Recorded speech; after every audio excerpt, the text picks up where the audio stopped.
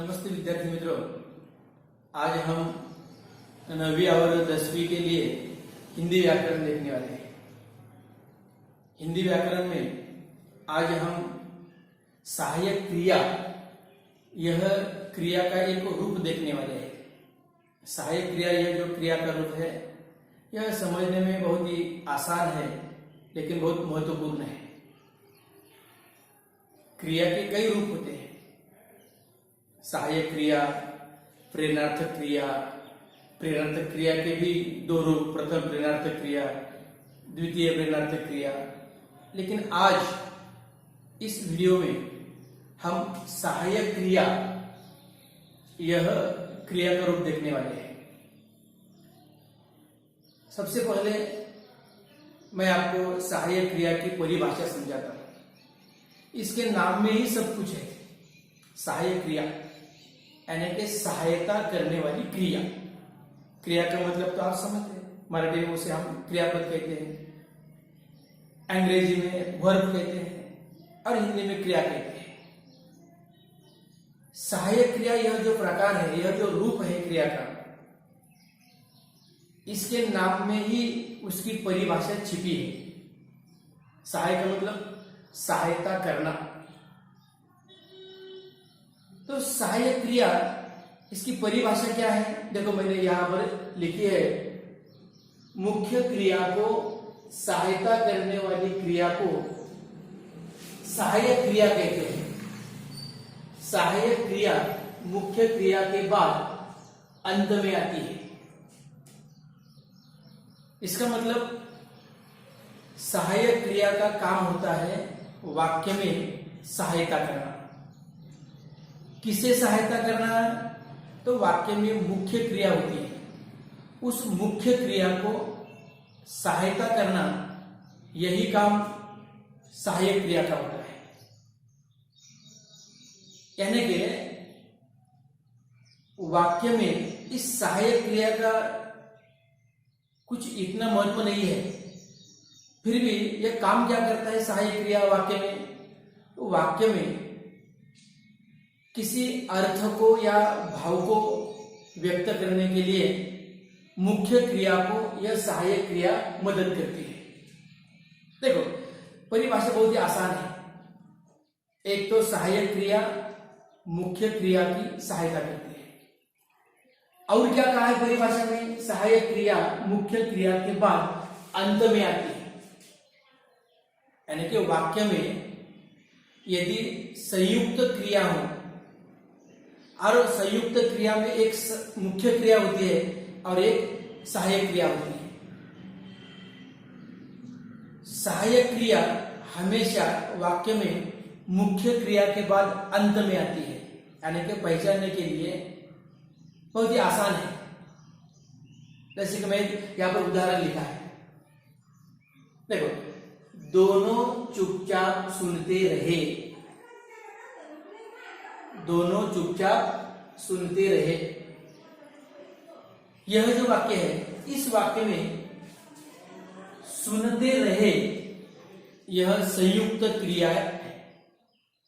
संयुक्त क्रिया, संयुक्त क्रिया का मतलब कि दो धातुओं के मेल से या दो धातु के मेल से बनने वाली क्रिया। एक संयुक्त क्रिया में एक मुख्य क्रिया होती है और दूसरी जो क्रिया होती है वह सहायक क्रिया होती है। देखो, इस वाक्य में क्या है? दोनों चुपचाप सुनते रहे। इस वाक्य में सुनते रहे, यह संयुक्त क्रिया है। यानी कि यह दो क्रियाओं से यह संयुक्त क्रिया बनी है। इसमें सुनते रहे, सुनना, यह मुख्य क्रिया है, और रहे यानी कि रहना, यह सहायक क्रिया है। दूसरे वाक्य में देखिए, सेठ जी ने मकान खरीद लिया। इस वाक्य में खरीद लिया, यह संयुक्त क्रिया है। इसमें खरीदना, यह मुख्य क्रिया है, और लिया यानी कि लेना, यह सहायक क्रिया है। तीसरे वाक्य में मुझे बाजार जाना पड़ा। इस वाक्य में जाना पड़ा यह संयुक्त क्रिया है, उसमें जाना यह मुख्य क्रिया है और पढ़ा यानी कि पढ़ना यह सहायक क्रिया है। देखो, जैसे मैंने पूरी भाषा में कहा कि सहायक क्रिया वाक्य में किसी अर्थ या भाव को व्यक्त करने के लिए मुख्य क्रिया को मदद करती है, और मुख्य क्रिया के तुरंत बाद यह सहायक क्रिया वाक्य में आती है। हर वाक्य में संयुक्त क्रियाएं नहीं होती,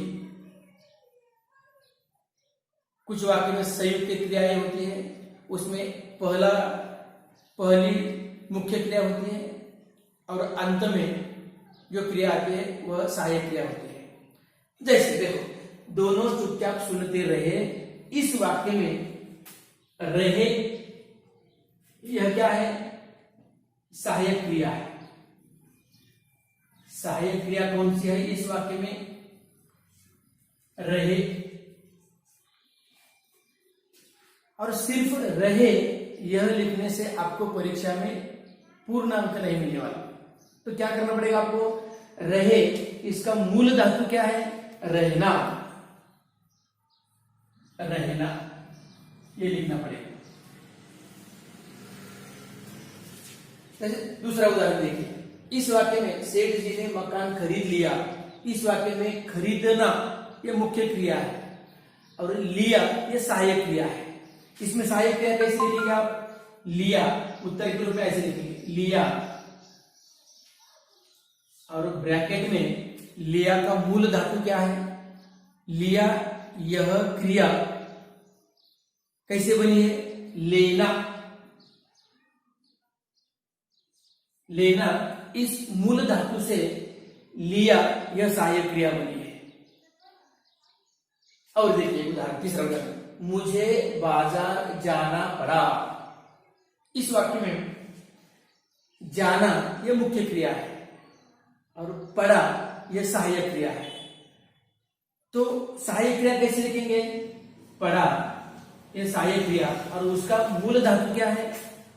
पढ़ना। पढ़ना यह मूल धातु है। ऐसे कई उदाहरण हैं। सहायक क्रिया मैंने आपको पहले ही बताया कि सहायक क्रिया पहचानना बहुत आसान है। कैसे आसान है? तो वाक्य में जो संयुक्त क्रियाएं होती है, उस संयुक्त क्रिया में मुख्य क्रिया के बाद तुरंत बाद सहायक क्रिया आती है। यानी कि यदि किसी वाक्य में संयुक्त क्रिया है, उसमें पहली मुख्य क्रिया और दूसरी सहायक क्रिया, यानी कि आप आंखें झांककर किसी भी वाक्य में सहायक क्रिया को पहचान सकते हैं। इसका मतलब यह नहीं कि हर वाक्य में सहायक क्रिया आती है। हर वाक्य में सहायक क्रिया नहीं होती।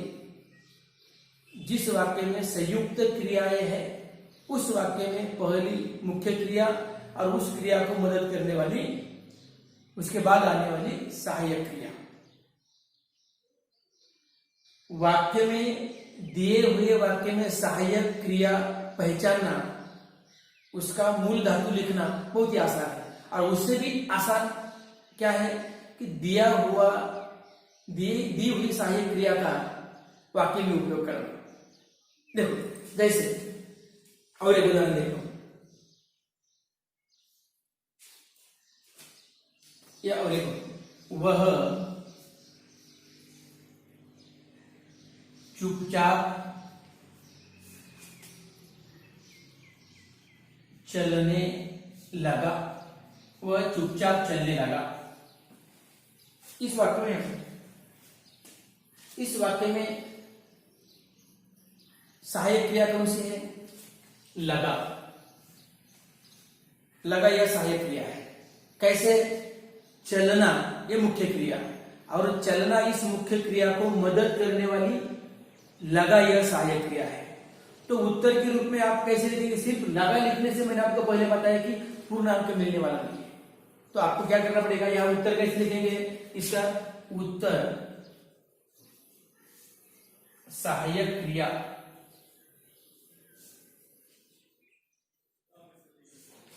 लगा और ब्रैकेट में मूल धातु लिखना पड़ेगा, लगना, लगना। ऐसे कई वाक्य हम लिख सकते हैं और दिए हुए वाक्यों में हम सहायक क्रिया पहचान सकते हैं। और कुछ उदाहरण देखेंगे, देखो सहायक क्रिया के और कुछ उदाहरण देखेंगे।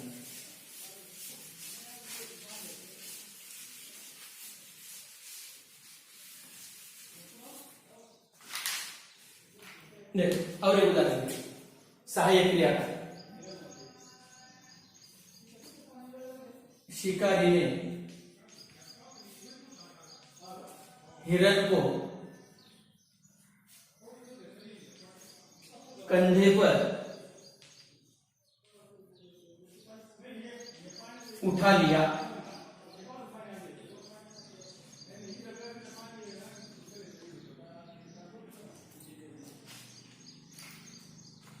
देखिए, शिकारी ने हिरण को कंधे पर उठा लिया। इस वाक्य में सहायक क्रिया कौन सी है? लिया। यह सहायक क्रिया है। कैसे लिखेंगे उत्तर? उत्तर लिया, यह सहायक क्रिया है। और इसका मूल धातु लेना, लेना। आप दिए हुए वाक्यों में सहायक क्रिया पहचान कर उसका मूल धातु आपको लिखना पड़ेगा, तो आपको एक अंक मिलेगा। और एक उदाहरण देखिए, मुझे गांव जाना पड़ा। इस वाक्य में सहायक क्रिया कौन सी है? पड़ा, यह सहायक क्रिया है। जाना यह मुख्य क्रिया है। मुख्य क्रिया को पड़ा इस सहायक क्रिया ने मदद की है, सहायता की है। उत्तर कैसे लिखेंगे? उत्तर पड़ा। इसका मूल धातु क्या है? पढ़ना, पढ़ना। और एक उदाहरण देखिए, लड़की रो रही है। लड़की रो रही है। इस वाक्य में है यह सहायक क्रिया है। क्या है यह सहायक क्रिया। और उसका है का मूल धातु कौन सा है? होना। होना इस मूल धातु से है यह सहायक क्रिया बनी है। होना से कई सहायक क्रियाएं बनती है। होना से हूं, है, होगा, हुआ, था, थी, थे। मैं गांव जा रहा था। था यह भी होना इस मूल धातु का रूप है। था, थी, थे, हूं, है, होगा, हुआ, इसका मूल धातु होना है। वह लिख रहा था, मैं खाना खा रहा था। देखो और एक उदाहरण देखिए, मैं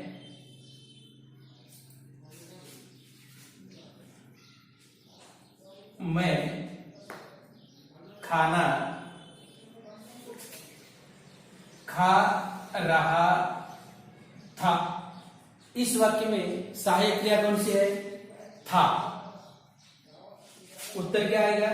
सहायक क्रिया था। इसका मूल धातु होना। होना इस मूल धातु से था यह सहायक क्रिया बनी है। यानी कि आपको उत्तर के रूप में दिए हुए वाक्यों में से सहायक क्रिया तो ढूंढकर लिखनी पड़ेगी, लेकिन उसका मूल धातु भी लिखना पड़ेगा। ऐसे कई उदाहरण, सैकड़ों उदाहरण हम लिख सकते हैं। तो मैं आपको कुछ सहायक क्रियाएं यहां देता हूं, आप उसके वाक्य बनाकर लिखिए। देखो,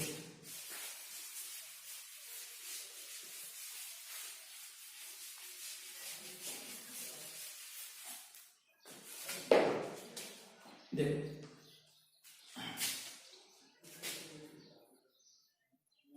होना, इस मूल धातु से आप इसका उपयोग सहायक क्रिया के रूप में आपको करना है। कैसे करेंगे आप? उदाहरण के लिए मैं गांव जा रहा हूं। मैं गांव जा रहा हूं, इस वाक्य में सहायक क्रिया हूं,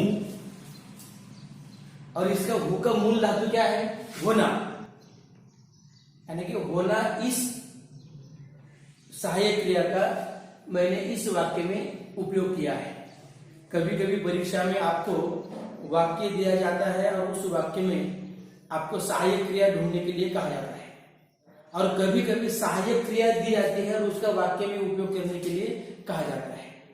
तो मैं आपको यहाँ कुछ सहायक क्रियाएं देता हूं, उसका आप घर में अपने नोटबुक में हर सहायक क्रिया के दो दो वाक्य बनाकर लिखिए। देखो, पढ़ना,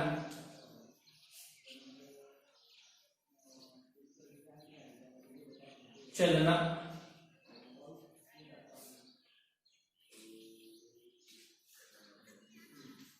देना,